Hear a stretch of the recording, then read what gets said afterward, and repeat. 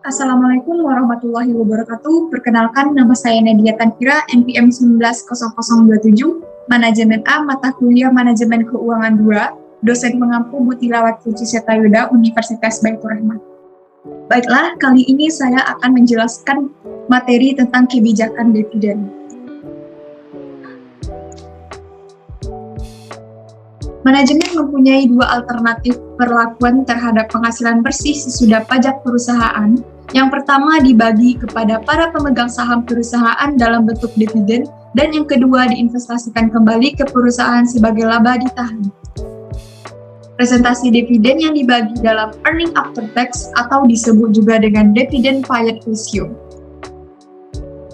Berikut teori kebijakan dividen. Yang pertama yaitu kebijakan dividen tidak relevan. Menurut Merton Miller, kebutuhan dividen tidak mempengaruhi harga pasar saham perusahaan. Nilai perusahaan hanya ditentukan oleh kemampuan perusahaan untuk menghasilkan pendapatan atau earning power dan risiko bisnis. Sedangkan bagaimana cara membagi arus pendapatan menjadi dividen dan laba ditahan tidak mempengaruhi nilai perusahaan. Misal, terdapat dua periode tahun ini dan tahun depan, perusahaan ABC membagi dividen setiap tahun. Jika tahun ini perusahaan tidak membagi dividen tahun depan ditambah dividen yang seharusnya dibayar tahun ini, dari sisi perusahaan, jika perusahaan ingin membayar dividen semuanya pada tahun ini, maka perusahaan bisa menjamin sehingga dapat membayar dividen lebih besar dibanding kapasitas pembayaran tahun ini.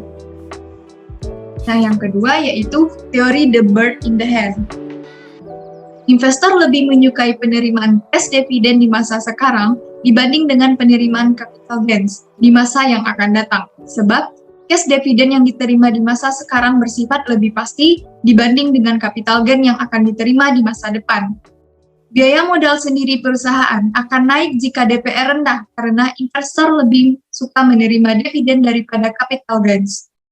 Alasan yang mendukung dividen tinggi, yang pertama yaitu mengurangi ketidakpastian, yang kedua mengurangi konflik keagenan antara manajer dan pemegang saham. Yang selanjutnya yaitu teori perbedaan pajak. Teori perbedaan pajak, investor lebih menyukai capital gains karena yang pertama itu menunda pembayaran pajak, yang kedua di beberapa negara pajak capital gains lebih rendah dibanding dividen. Nah, yang ketiga adanya biaya emisi saham baru. Berikut adalah macam-macam dividen. Yang pertama yaitu cash dividend atau disebut dengan dividen tunai. Yang paling umum dan paling populer, sistem pembayaran tunai ini terjadi ketika perusahaan akan membayar dividen bisnisnya dalam bentuk uang tunai kepada pemegang saham sesuai dengan jumlah saham yang mereka miliki. Kemudian uang tersebut akan disimpan di dalam rekening para pemegang saham. Yang kedua yaitu property dividend atau disebut dengan dividen properti. Perusahaan akan membayar dividen dalam bentuk properti, bukan uang tunai. Biasanya ini terjadi ketika perusahaan memiliki uang kas operasi yang terbatas, namun ingin membayarkan dividen kepada investornya. Bentuk jenis ini berupa aset seperti kendaraan, real estate, dan semacamnya. Nah, yang ketiga yaitu scrip dividend, atau disebut dengan dividen scrip. Jenis ini kurang lebih seperti dividen properti yang ketika sebuah perusahaan tidak memiliki uang kas yang cukup untuk membayar dividen para pemegang sahamnya. Dalam jenis ini, perusahaan akan membayar dividen yang mereka tanggung dalam bentuk surat utang atau surat perjanjian hutang untuk membayar para pemegang saham dengan waktu yang sudah mereka sepakati. Yang keempat yaitu liquidating dividend atau disebut dengan dividen likuidasi. Perusahaan akan mengembalikan modal awal investor berikan sebagai ekuitas perusahaan. Sistem ini biasanya terjadi saat perusahaan tersebut sedang mengalami kebangkrutan dan akan mengakhiri bisnisnya. Nah, yang kelima yaitu stock dividend atau dividen saham. Dividen ini memiliki sistem di mana perusahaan akan membayarkan keuntungan kepada para pemegang saham dengan mengeluarkan saham baru. Nominal pembayaran ini sudah sesuai berdasarkan jumlah saham yang dimiliki para pemegang saham dan investor. Selanjutnya, bentuk-bentuk kebijakan dividen. Yang pertama yaitu kebijakan dividen stabil, yang kedua kebijakan dividen payout ratio tetap, yang ketiga kebijakan kompromi, yang keempat kebijakan dividen residual.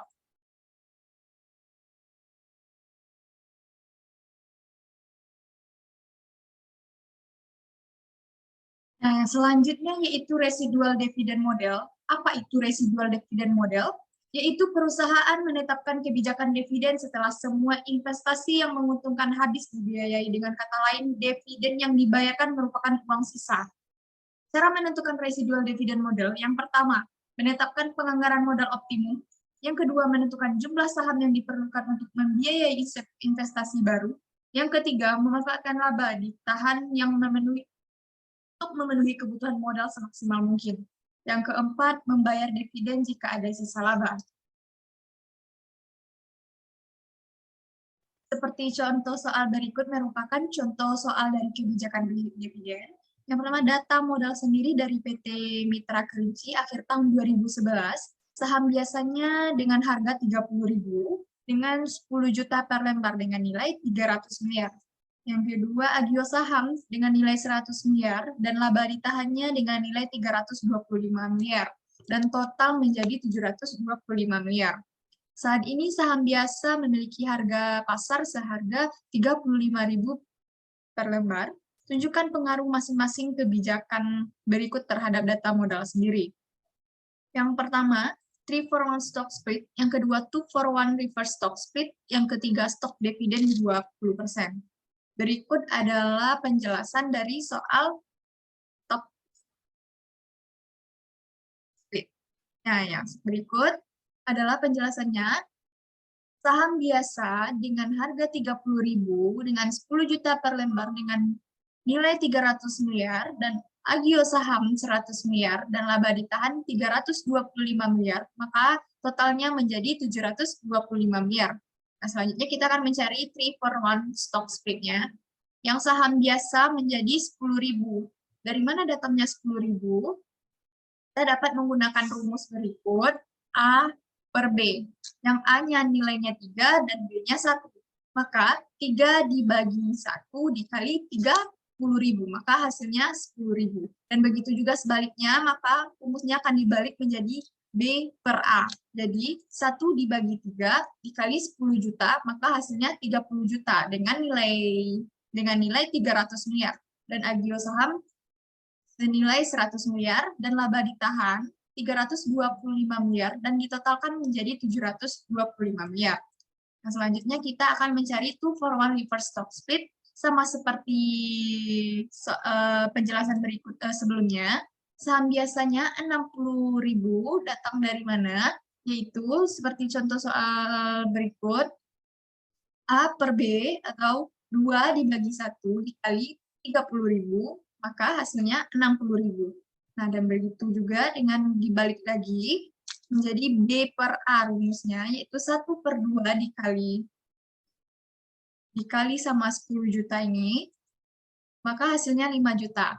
Maka dengan nilai 300 miliar. Dan Agio sahamnya dengan nilai 100 miliar dan laba ditahan 325 miliar. Maka ditotalkan menjadi 725 miliar.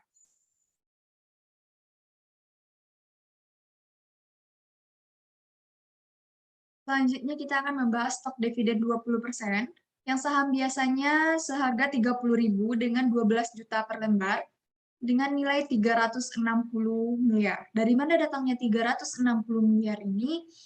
Nah, seperti ini, saham biasa beredar tadi yang saham awalnya 10 juta.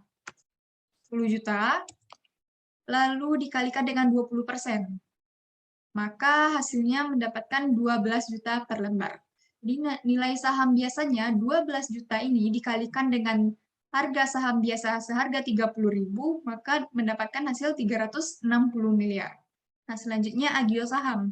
Agio saham yang saham awalnya seharga 100 miliar ditambahkan 35.000. 35.000 itu dari harga biasa memiliki harga pasar yang awal 35.000. Maka dikurangkan dengan 30.000 dikalikan dengan 2 juta. Dari mana datangnya 2 juta ini?